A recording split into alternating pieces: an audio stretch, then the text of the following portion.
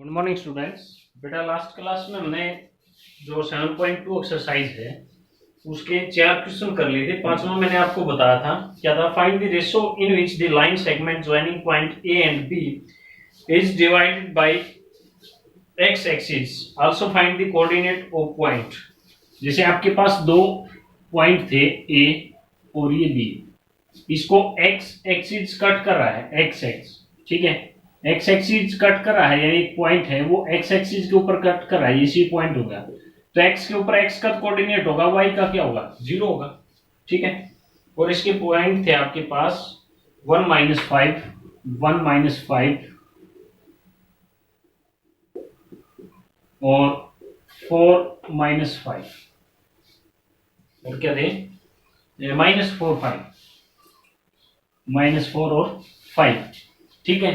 तो यहां से क्या करना था, हम इसकी रेशो फाइंड करनी थी कि किस रेशो के अंदर ये क्या कर रहा है, डिवाइड कर रहा है, ठीक है। तो हमारे पास ये जो सी कोऑर्डिनेट है, सो सी पॉइंट है, इसका वाई कोऑर्डिनेट की तो वैल्यू है ना 0। तो यहां से हम इसकी रेशो फाइंड कर सकते हैं, यानी वाई किसके इक्वल होता है हमारे पास, वाई m1, सपोज करो ये m1 into is to m2 ratio के अंदर डिवाइड कर रहा है, ठीक है। तो क्या होगा, m1 y2 plus m2 y1, ठीक है, बाई m1 प्लस m2, ठीक है। तो y की वैल्यू 0 है, m1 क्या है ही नहीं, m1 मान रखा हमने, m1 y2 क्या हमारे पास 5 इंटू 5 प्लस m2 भी नहीं है, y1 क्या है -5 divide by m1 plus m2, ठीक है। अब हमने क्या किया, क्रॉस मल्टीप्लाई कर दी इसकी, ठीक है, बाई में 1 है, यानी इसकी मल्टीप्लाई की, ये तो हो गया हमारे पास 0, और ये क्या बच गया, m1 5m1 minus 5m2 is equal to 0। अब ये 5m1 जो m2 है इसको हमने क्या कर दिया, दूसरी साइड भेज दिया, तो 5m1 तो एक साइड रह गया, और दूसरी साइड ही माइनस का था तो प्लस का हो गया, 5m2 हो गया, 5 से 5 कैंसिल, यानी 1 हो गया, m1 को इधर लेके आएंगे m2 को, तो m1 बाई m2 हो गया, और ये 1 बाई 1 हो गया, यानी आपके पास जो m1 है इज टू m2 की रेशो क्या आ गई, 1:1, रेशो क्या आ गई आपकी 1:1, ठीक है। उसके बाद आपको क्या करना था, पॉइंट फाइंड करना था भाई, ठीक है। तो पॉइंट फाइंड कर सकते हो आप बिल्कुल इजीली। कैसे फाइंड करोगे, 0 तो है हमारे पास, x के कोऑर्डिनेट x निकालना है, तो x कैसे निकलेगा, तो ये रेशो का पता चल गया ना, 1:1 है हमारे पास अब, ठीक है।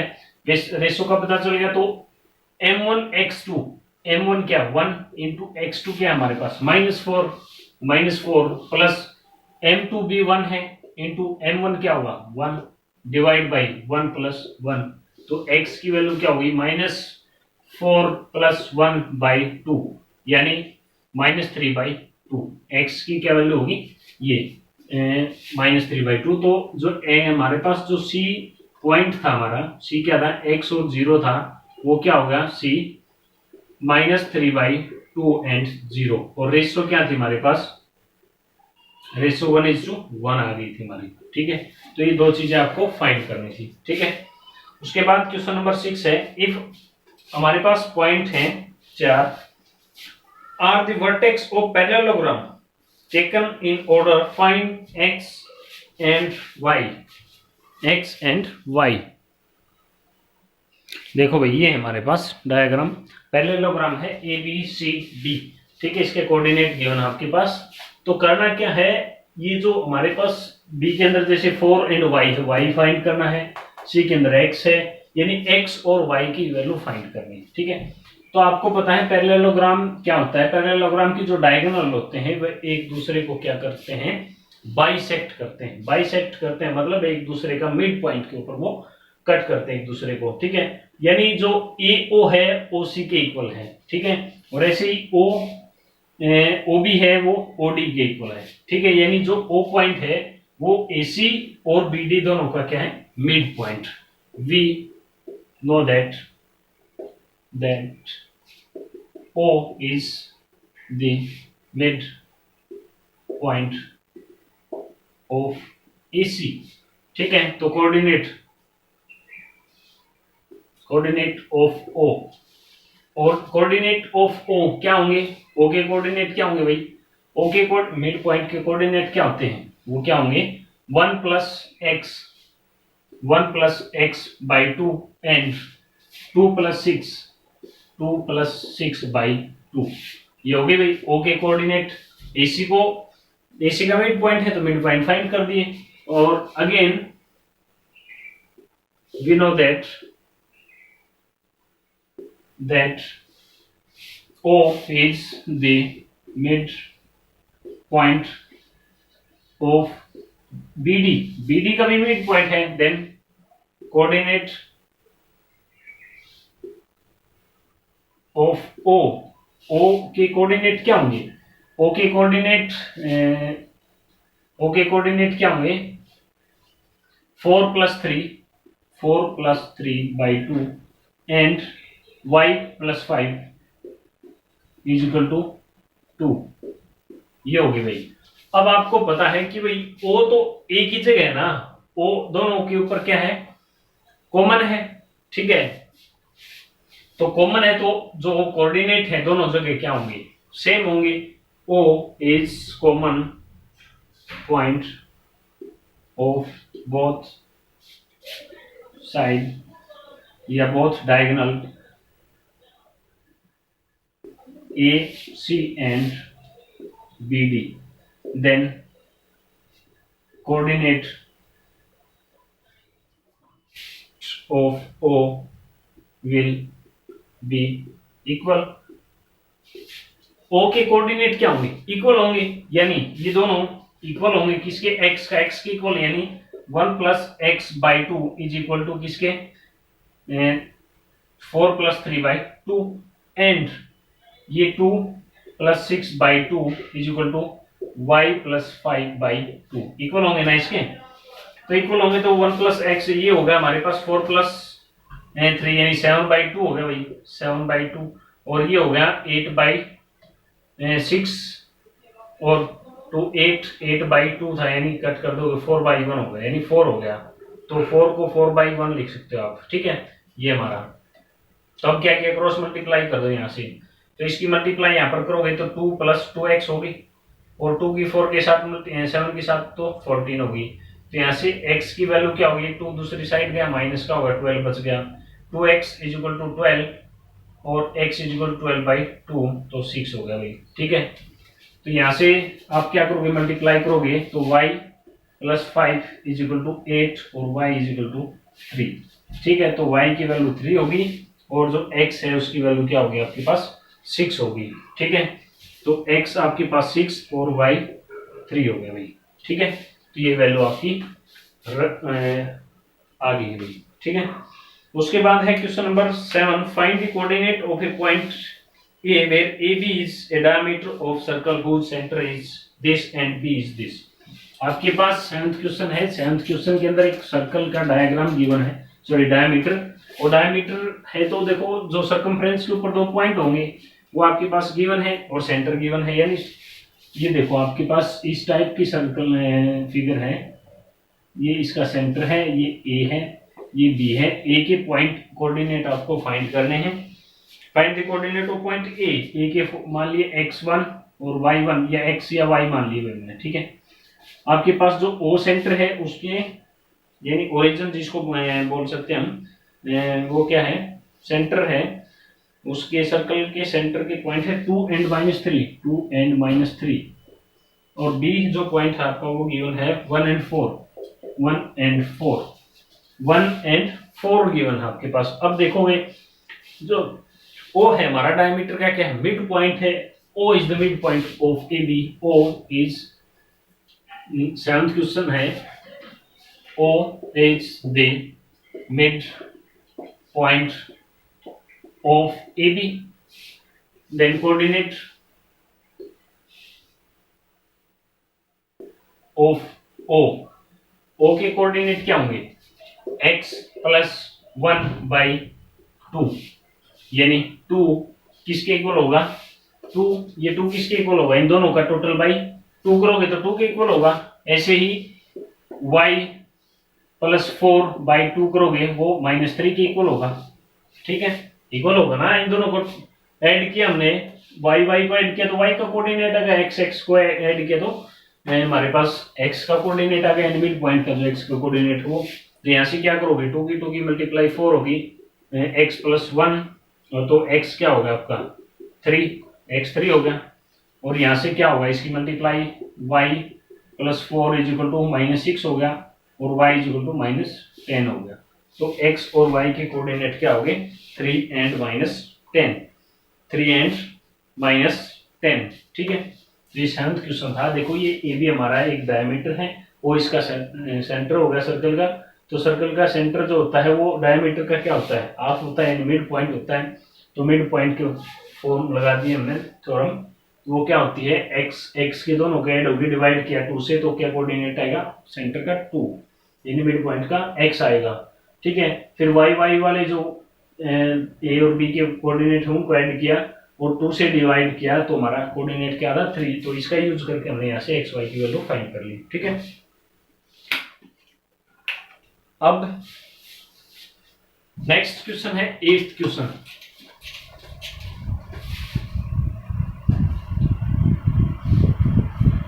क्वेश्चन क्या भाई, if a and b are this and this respectively, find the coordinate of p such that AP है जो वो AB का 3/7 पार्ट है।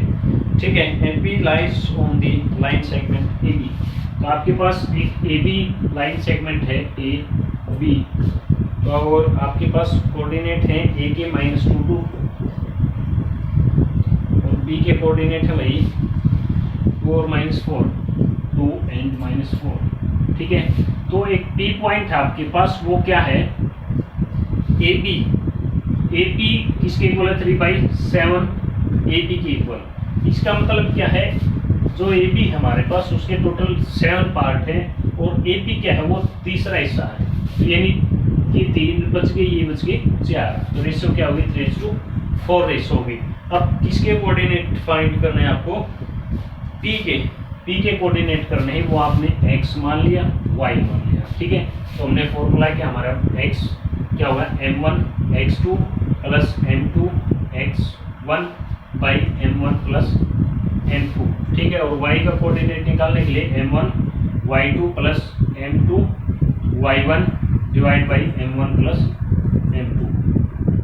ठीक है, यहाँ से x और y की वैल्यू फाइंड कर लेना है, कोऑर्डिनेट आपके क्या होंगे, फाइंड होंगे बी पॉइंट के। ठीक है, उसके बाद 9th क्वेश्चन है, find the coordinate of the point which divide the line segment joining point A है और B है इन 4 इक्वल पार्ट।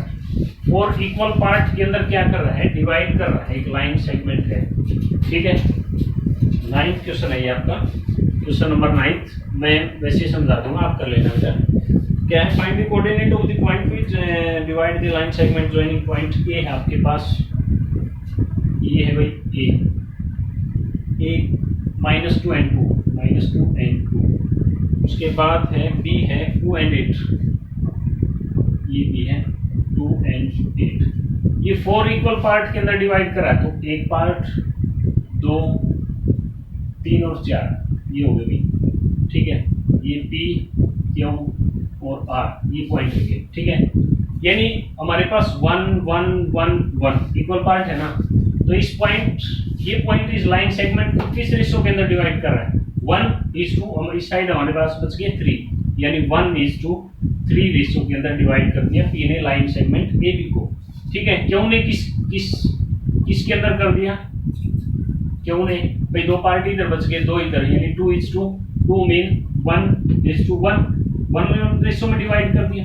ठीक है, क्यों पॉइंट ने, और जो R पॉइंट है उसने किसके अंदर डिवाइड कर दिया, तो इस साइड 1 बच गई, इस साइड 1 2 3, यानी 3:1 रेशियो। ठीक है, तो आप पॉइंट कैसे फाइंड करोगे, जब P की फाइंड करोगे कोऑर्डिनेट, तो P पॉइंट AB को किस रेशियो के अंदर डिवाइड करा है, एक पार्ट बच गए, इधर 3 बच गए, तो 1:3 रेशियो के अंदर डिवाइड करा है, यानी m1 क्या है 1 और m2 क्या है 3। फिर क्यों 1:1 रेशियो, यानी इधर भी इतना ही बच गया, इधर भी इक्वल बच गया, तो 1:1 के अंदर, यानी हाफ हो गया, इनका बीच का हो गया, फिर आर किसको अंदर, आर में भाई तीन साइड, तीन तो डिस्टेंस इधर रहेगी हमारे पास, एक डिस्टेंस इधर है, यानी 3:1 के अंदर क्या करा है, डिवाइड करा है। ठीक है, तो आप यहाँ से इस क्वेश्चन को सोल्व कर सकते हो ऐसे भी। ठीक है, रेशो आपके पास होगी तीनों, और तीनों पॉइंट फाइंड कर सकते हो। ठीक है, बिल्कुल इजी क्वेश्चन है, ऐसा क्वेश्चन हम पहले कर चुके हैं। उसके बाद क्वेश्चन नंबर 10 है, find the area of rhombus. Rhombus का एरिया फाइंड करना है, इट्स वर्टेक्स। तो रोम्बस आपको पता है, रोम्बस की जो साइड होती है सभी वो क्या होती हैं, इक्वल होती हैं। ठीक है, बट स्क्वायर नहीं होता रोम्बस,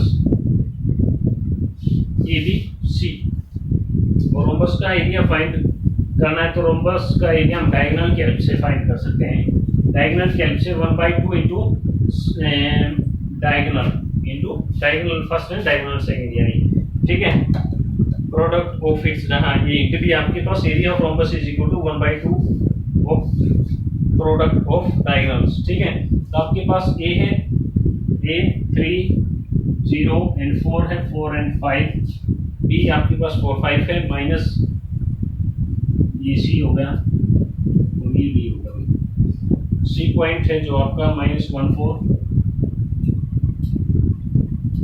और जो डी पॉइंट है वो -4 -2 एंड -1। ठीक है, तो यहाँ से क्या करेंगे हम, डायगोनल की जो लेंथ है वो फाइंड कर लेंगे, दोनों डायगोनल की। ठीक है, लेंथ 10th क्वेश्चन है आपका, लेंथ ऑफ डायगोनल AC की डायगोनल की लेंथ फाइंड कैसे करोगे आप भाई, दो पॉइंट थे, उनकी डिस्टेंस फाइंड करने के लिए डिस्टेंस फॉर्मूला करते थे यूज, यानी दोनों की जो कोऑर्डिनेट है x2 -x1, x2 क्या हमारे पास -1 -3 होगा इसका स्क्वायर, प्लस 4 -0 होगा इसका स्क्वायर। ठीक है, ये 4 हो गया, ये भी 4 है, 4 का स्क्वायर 16 प्लस ये भी 4 का स्क्वायर 16, यानी 16 और 16 32 को आप कैसे 4√2 लिख सकते हो। ठीक है, क्या लिख सकते हो, 4√2 कैसे, ये 30√32 हो गया, 32 को 16 × 2 और 16 का स्क्वायर रूट 4 होता है। ठीक है, ये हो गया। फिर ऐसे ही डिस्टेंस यानी लेंथ ऑफ डायगोनल BD की कैसे फाइंड करोगे, BD भाई -2 में से 4 माइनस कर दोगे, प्लस -1 में से, अब एक चीज ध्यान रखना आपको, पहले हमने x अगर d का लिया है तो y भी d का ही लेंगे फर्स्ट। ठीक है, ये माइनस का लिया था, कोई दिक्कत नहीं, माइनस है स्क्वायर प्लस होगा, ये कोई फर्क नहीं पड़ता। ये ध्यान रखना आपने पहले बेटा, अगर कोऑर्डिनेट d का पहले ले लिया तो x का, तो y का भी d का पहले लोगे। ठीक है, जैसे -2 लिया था उसमें से ये माइनस किया था, फिर -1 लेंगे उसमें से माइनस करेंगे 5, इसका स्क्वायर होगा।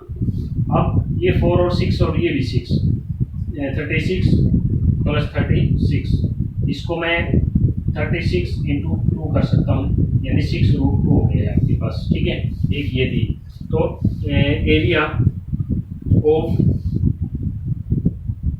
रोम्बस क्या हुआ, 1/2 into product of its diagonal.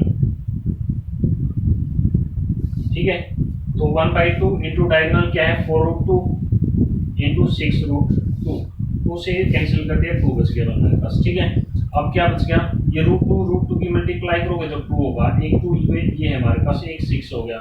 ठीक है, तो 2 2 जा 4, 6 जा 24, ये आपके पास एरिया होगा किसका, जो रोम्बस है आपका उसका। ठीक है, तो आपका जो 7.2 एक्सरसाइज है वो कंप्लीट हो गई बेटा, ये आपका होमवर्क है।